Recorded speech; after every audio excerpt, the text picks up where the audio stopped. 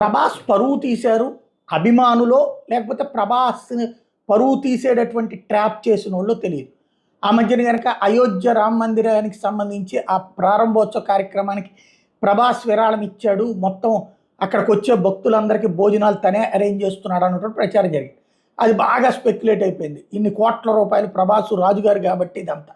ఆ తర్వాత వాళ్ళు తోసిపుచ్చారు, ఇటు ప్రభాస్ టీము తోసిపుచ్చింది. కానీ ఈలోపు వైరల్ మాత్రం అయ్యింది. ప్రభాస్కి అది మంచి జరిగిందో చెడు జరిగిందో తెలియదు. ఇప్పుడు ఏదైతే ఈ ఫిష్ వెంకట్ అనే ఈ సినిమాల్లో, చాలా సినిమాల్లో ఉంటూ ఉంటాడు కమిడియన్ కమ్ విలన్ లాగా, ఆ ఫిష్ వెంకట్ తాజాగా 2 కిడ్నీలు దెబ్బతిని ఆసుపత్రిలో చికిత్స పొందుతుంటే వాళ్ళ ఆవిడ పాపం రోజు మొత్తుకుంటోంది ఎవరన్నా సాయం చేయమని. సినిమా ఇండస్ట్రీ వాళ్ళు ఎవరూ పట్టించుకోవట్లేదు. తాజాగా ప్రభాస్ ఆ విషయం తెలుసుకుని 50 లక్షల రూపాయలు సాయం చేశాడు, ఆపరేషన్కి అయ్యే ఖర్చు మొత్తం పెట్టుకుంటా